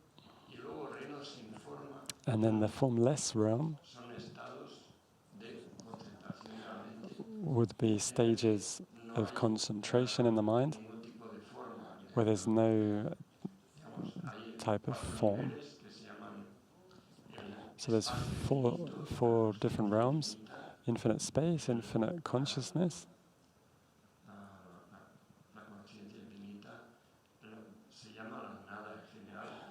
the nothing, and the peak of existence.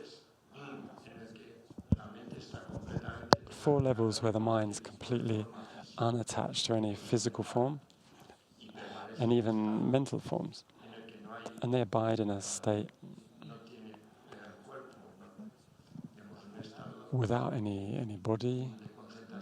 It's just a state of concentration, like it'd be like space, like an empty space. Just a clear consciousness. It's called formless realm because there's no objects. There's no objects of the senses. They're just simply meditative states. Within cyclic existence, these are the most elevated, the highest states of existence. So they experience equanimity. This is, generally speaking, we could talk a lot more about this. They're states which we can't say they're in a certain place because it's not a physical body. This is not a physical place. These states of consciousness aren't tied to a physical place. It's just a mental state.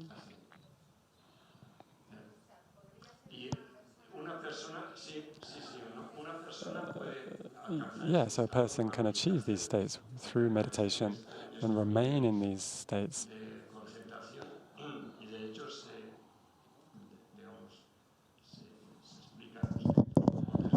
In fact, in the text they explain how to develop each one of these stages, because each stage is more and more subtle, and use these to be able to benefit others.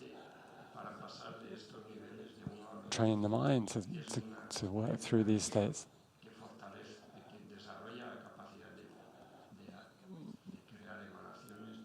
This develops the capacity to be able to benefit others. So the question is, can you give us any sort of material that we could study to help?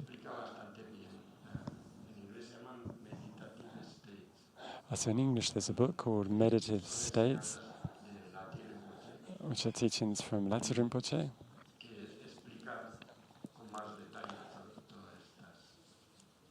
And in this book they explain in a lot more detail all these states. It's not easy to put into words, but these three realms, the desire realm, the beings in that realm attached to the sensory objects. In the form realm, mental objects. They feel attached to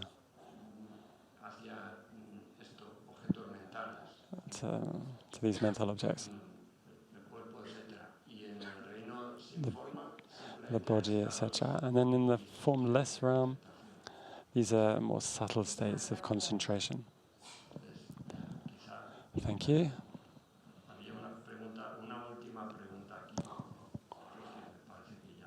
One last question then.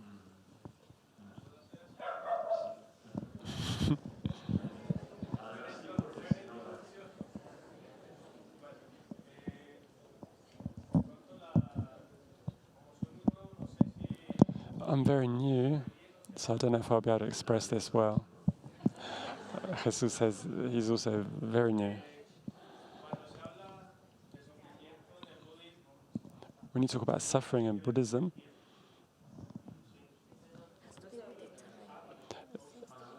is it to do with time?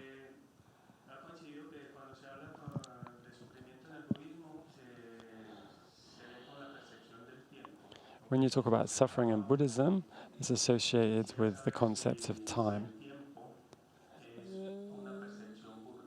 Is the perception of time a gross perception that's linked to this suffering?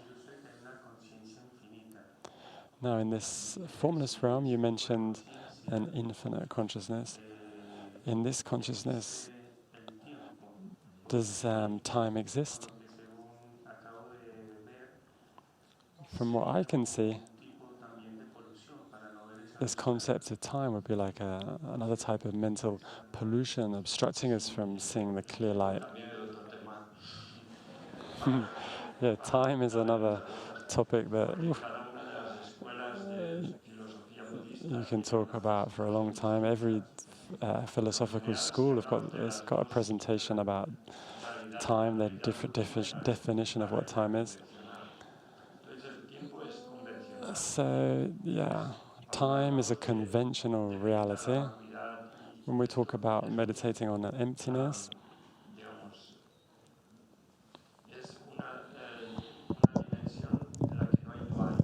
we're talking about a non-dual reality.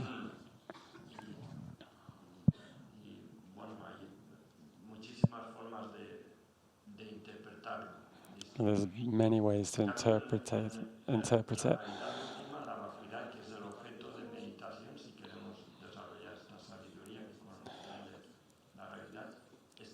When we meditate on emptiness, in this state, there is no change. There's no dual view, external object perceived and subject mind that perceives. They're not two distinct things. It's non-dual.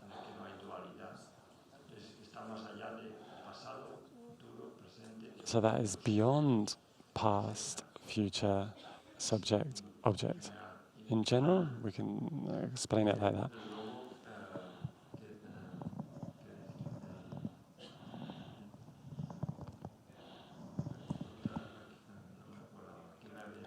I can't remember what the last point was. What was it?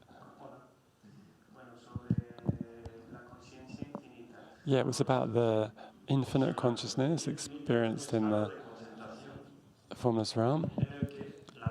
Yeah, this state is a state where the mind is concentrated in the consciousness which is clear and knowing. So it's just merely conscious. It's called that, the infinite consciousness. And it's a state where there isn't a body or object or external objects. It's just simply the object of meditation, which we could imagine as like an empty space, infinite space. Infinite consciousness. There's a lot more details, but yeah, I think it's time.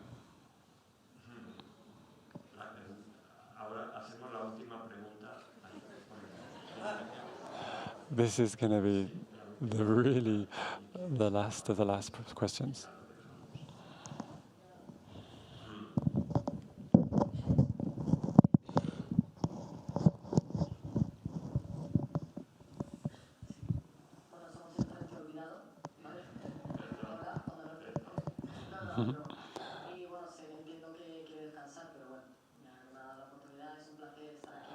Yeah, I'm sorry, I understand that we probably need to rest, but as I've got this opportunity, I have to take it.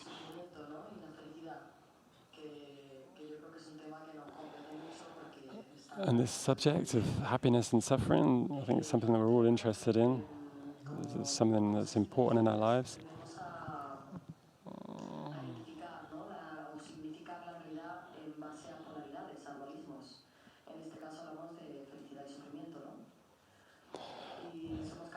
So we're intelligent beings, we can distinguish between happiness and suffering.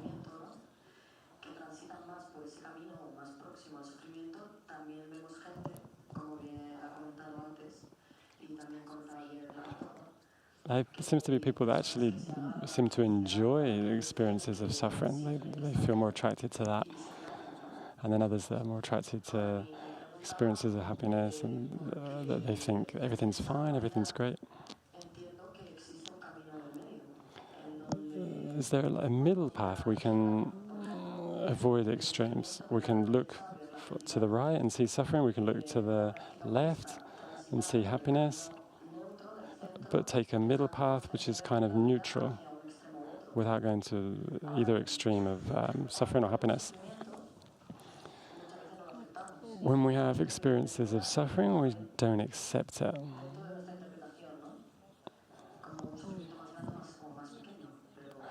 We blame We always blame outside of ourselves. So from a Buddhist point of view, how can we begin to accept suffering experiences? So from a Buddhist point of view, this is one of the things Rinpoche was saying. Is the mind training to transform our attitude so that we can use any situation that arises in our life, either happiness or suffering. We can transform it into something which is going to enrich us in the spiritual path. So if we understand this, then to have fear and aversion of suffering or attachment and grasping to happiness or pleasure, we can avoid the extremes and go through the middle. We can take the middle path. Free from fear of suffering and desire and attachment to pleasant experiences. Whatever experiences that arise in our life, if we have the correct attitude, if we know how to use the situation, doesn't matter which type of situation it is, we can benefit from it. It can be a great stimulus for the practice. And I'm sure Rinpoche is going to talk a lot more about this. Thanks ever so much. Thanks to everyone. So I think that this positive energy that we've created here, this time together, contemplating, talking about the Buddha's teachings, we dedicate for the happiness of all sentient beings.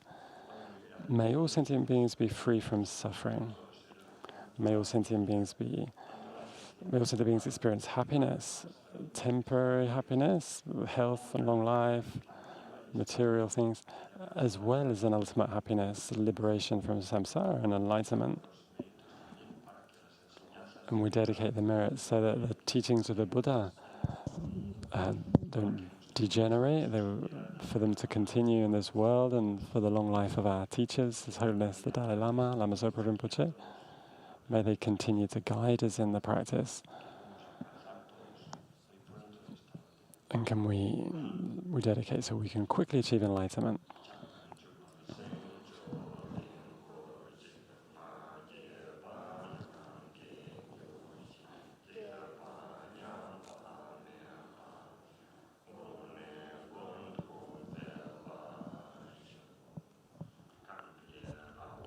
Kowe shinkane penande wa malu jowane chenre se wan tenzin ya so di shape se de bardu tenju chi.